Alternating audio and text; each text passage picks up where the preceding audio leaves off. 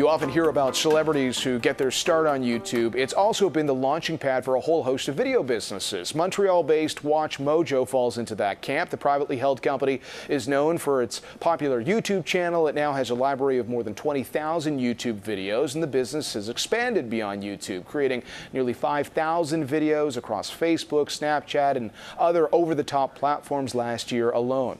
Ashkan Karbasfrooshan is WatchMojo's founder and CEO, and he joins us here in studio. Ash, nice to see you. Thank you. Tell us how this journey started for you, how you got into this business of YouTube.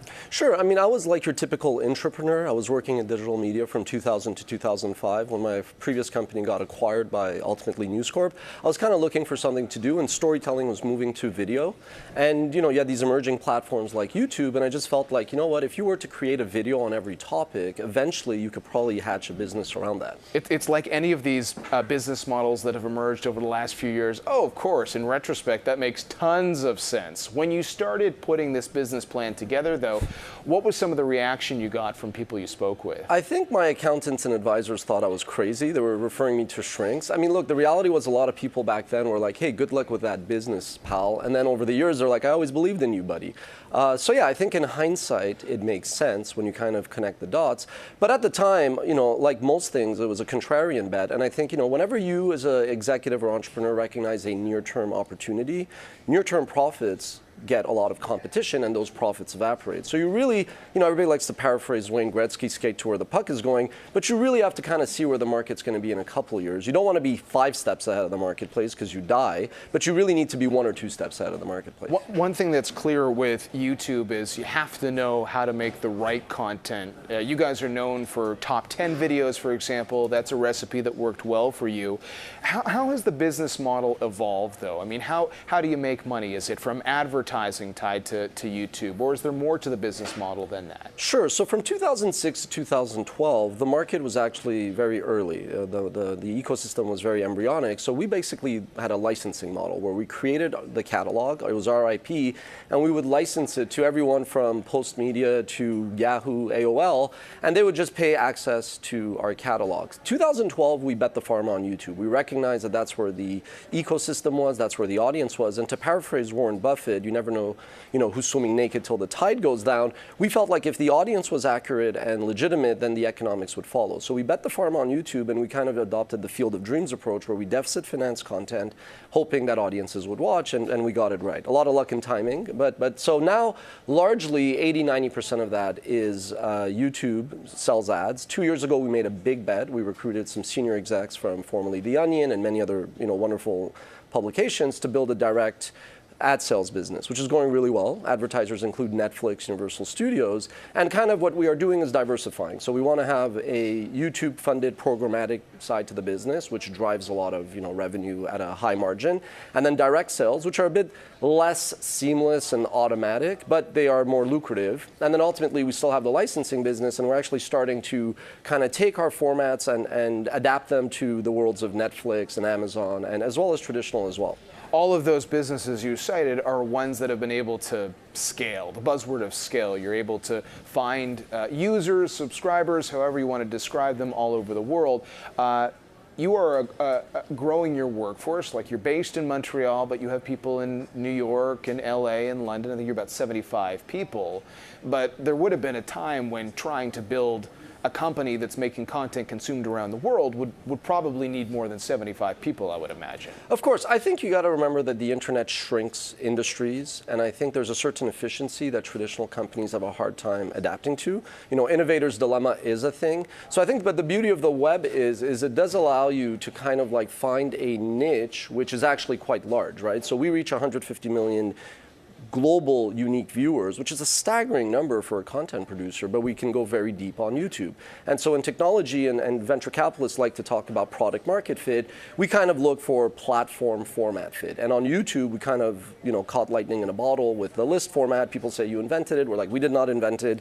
Letterman, Wayne's World, Moses. It's a format that has always been around. We kind of mastered it for this kind of young viewer. But yeah, the beauty of the web is it's a global platform, so you got to play to that. And now content-wise, since you know that game, you're kind of expanding as well into other types of content? Correct. So on YouTube, but the internet, there's really two playbooks, as you can imagine. One is to super serve your audience. So a couple of years ago, we launched plays to go deeper in gaming. We launched travels. And now we're actually, as you can tell, I'm very passionate about entrepreneurship. You always hear, is everybody an entrepreneur? No, but you do need to be entrepreneurial, whether you're an entrepreneur or an executive figuring if it's time to strike on your own. So we are launching Context TV, which is kind of a playbook for entrepreneurs. I think the idea is that the same way that like 100 years ago, you had corporations, but then you had like the study of management. I think right now there's been a lot of noise around entrepreneurship and porn hustle and hustle to the point of like dying over your startup, which makes no sense. So I think it's like work is a means to an end, and I think through Context TV, we want to put work in the context of your life.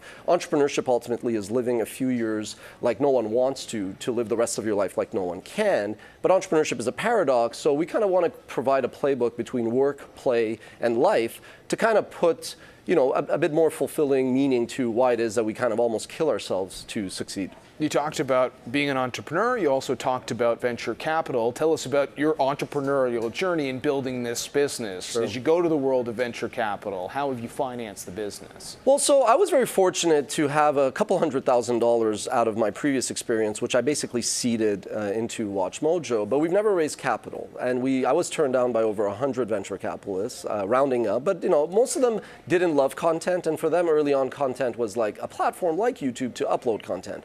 So it wasn't a model that made sense. You talked about scale. I think the challenge with content is things that scale quickly are usually not sustainable, and things that are sustainable don't scale quickly. So it took us 5-6 years to figure out what was the right model. And then once we were profitable since 2012, we've had very high margins because the top line does flow to the bottom line. You've built a big catalog that you could kind of commercialize. So venture capitalists, I don't think, are necessarily very comfortable around the model of content, right? I mean, now you're seeing this kind of the golden age of television with Netflix and Amazon and many others kind of like bringing, making content very sexy and appealing. But ultimately, I think venture capitalists emanate from the worlds of software and technology, and for them, content is this weird thing where you're chasing hits supposedly. But the reality is, content and digital media is the new software in that marginal distribution and marginal production has very little cost. So if you build a good model and you have a big audience and you have the distribution, to quote Sumner Redstone, the reason why he said content is king is that as new distribution outlets emerge, you could find new ways to monetize your content, which is what we've done. But venture capitalists don't come from the content world, so relative to software, relative to infrastructure and IT and all that, it's not as scalable. So where do you think this industry is going? And I would include your own business in this, because sometimes you see some of these businesses acquired. I think back of Disney acquiring a formerly popular YouTube business model, which was these multi-channel networks. You team up with all these different YouTube creators, and they paid a lot of money for that. I think the jury's out on whether they got what the price was on that, and you've seen this sky-high valuation for a bunch of digital media players, Vice, Buzzfeed, which now are seeing a financial reality, like they have to trim their business. So what do you think is going to happen in terms of the industry? A bit of apples and oranges. Disney bought Maker Studios because at the time they needed a digital team and solution, and they basically gutted their digital team and used Maker. I think the challenge with the multi-channel networks, the MCNs, is that, like I said, they scaled very quickly, but they were not sustainable businesses because they didn't have anything proprietary. So I think that was more of a, hey, this is big, this is high reach, let's buy it. But in the end, it was very much like a house of cards, so to speak, an empty box. So I don't think they really got the $500 million plus 250 in earnout out of $400 million. I don't think they got $750 million worth of value. Vice and Buzzfeed, I think they have very different challenges. They both, Vice was very racy, edgy, out of Montreal originally, moved to Brooklyn.